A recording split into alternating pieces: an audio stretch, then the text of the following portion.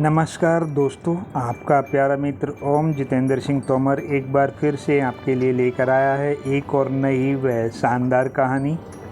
यह दिल्ली है मेरी जान भाग 1 मेरी स्वलिखित 25 कहानियों का एक शानदार संग्रह है और संग्रह की इस 14वीं कड़ी में मैं आपको सुनाने जा रहा हूँ अपनी 14वीं कहानी। यह दिल्ली है मेरी जान कहानी अब जैसी मर्जी हो वैसे पत्नी रखो।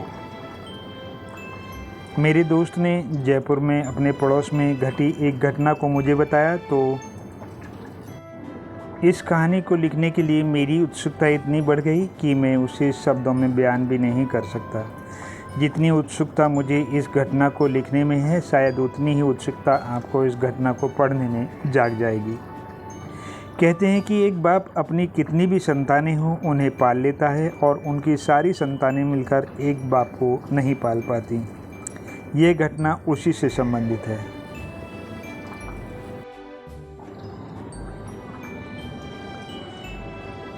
इसे हम क्या कहें समझ नहीं आता।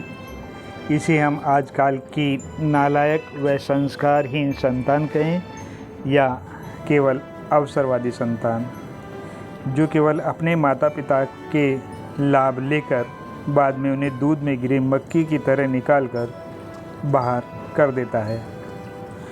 हुआ यह था कि मेरे दोस्त के पड़ोस में एक बुजुर्ग दंपत्ति रहते थे, जिनमें बुजुर्ग का नाम राम तथा उसकी पत्नी का नाम रमा था।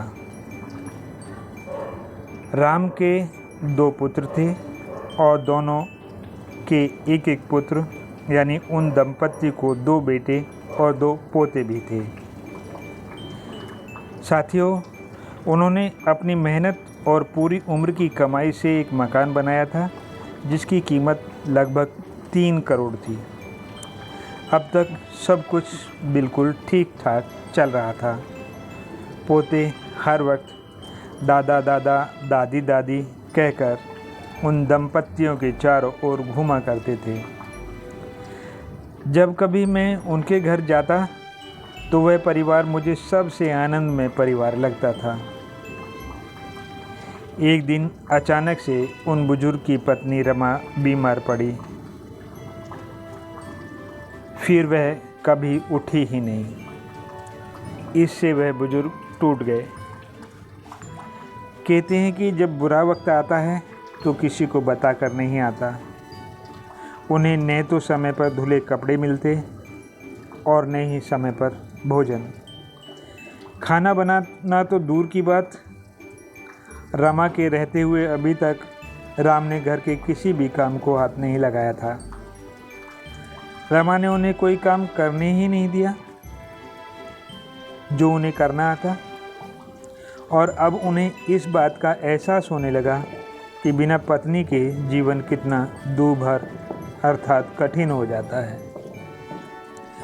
2 बच्चों के होते हुए भी उन्हें परेशानी उठानी पड़ रही है।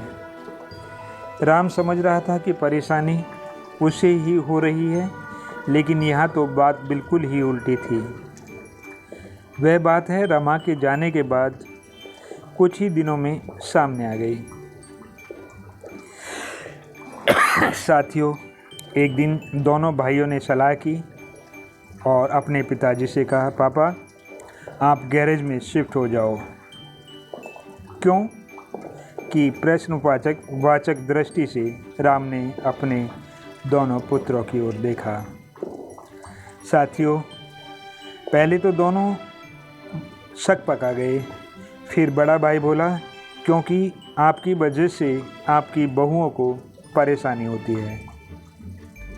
राम ने बड़े गौर से दोनों बेटों को देखा, जिनके बीच में उनकी पत्नियां खड़ी थीं। माताजी के गुजरने के बाद घर के सारे काम इन्हें ही करने पड़ते हैं और आपके सामने साड़ी पहनकर कार्य करने में इन्हें परेशानी होती है। राम की आंखों में आंसू आ गए, परंतु वह शांत रहा, कुछ नहीं बोला। राम बिना कोई बात किए चुपचाप गैरेज में शिफ्ट हो गया। राम के गैरेज में शिफ्ट होते ही राम की अनदेखी शुरू हो गई। राम की अनदेखी की हदें पार हो गई, परंतु अब भी वह कुछ नहीं बोला। करीब 15 दिन बाद राम ने दोनों बेटों और दोनों बहुओं को अपने पास बुलाया और उनके पूरे परिवार के लिए 10 दिन का विदेश ट्रिप का पास देते कहा, बेटा जब से रमा गई है तुम कहीं भी घूमने नहीं गए, जाओ बेटा सभी को घुमा लाओ, सभी का मन हल्का हो जाएगा। मेरे पास ये विदेश ट्रिप के पास आए हैं, लेकिन अब मेरे घूमने की उम्र नहीं है। तुम्हारी माँ होती तो मैं एक बार सोच लेता, लेकिन आप दोनों बाहर घूमने के लिए जा सकते हैं, परंतु दादू आप तो अकेले रह जाएंगे, पोते ने कहा। कहते हैं पोते को दादा सबसे प्यारे होते हैं और दादा को पोते। हाँ बेटा, जब से तुम्हारी दादी गई हैं तब से मैं अकेला ही तो रह गया हूँ, अब भी घर पर अकेला ही रह जाऊँगा, आप बाहर घूम कर आओ, राम ने पोते को समझाते हुए कहा। बड़ी बहू बोली, पिताजी जो राशन फ्रिज और रसोई में पड़ा है वह तो खराब हो जाएगा। सुनकर राम मुस्कुराया और बोला, कैसे खराब हो जाएगा? यदि मुझ पर विश्वास हो तो चाबियाँ मुझे दे दो, मैं 10 दिन उसी में गुजारा कर लूँगा।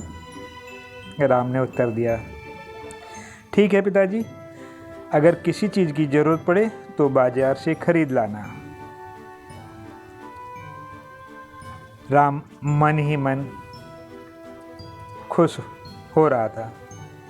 पुत्रों के विदेश जाने के बाद राम ने अपना 3 करोड़ का मकान तुरंत 2 करोड़ में बेच दिया। उसी पैसे में से उसने अपने लिए एक अपार्टमेंट में एक फ्लैट ले लिया तथा बेटों का सारा सामान किराए के फ्लैटों में शिफ्ट करवा दिया। जब बेटे घूमकर वापस आए तो घर के द्वार पर एक दरबान बैठा था। एक बार तो उन्हें लगा कि वह गलत जगह आ गए। फिर उन्होंने उससे पूछा, काका जी बूढ़ा यहाँ रहता था, वह कहाँ गया? बूढ़ा, उसने लंबी सांस खींचते हुए कहा। हाँ बूढ़ा अब कहाँ मिलेगा? दरबान मन ही मन बड़ा गुस्सा हुआ। साहब जी, उन्होंने तो यह मकान बेच दिया और अपने बच्चों का सामान दूसरी जगह शिफ्ट करा दिया। यह सुनते ही बेटों और बहुओं के पैरों के तले से ज़मीन ही खिसक गई।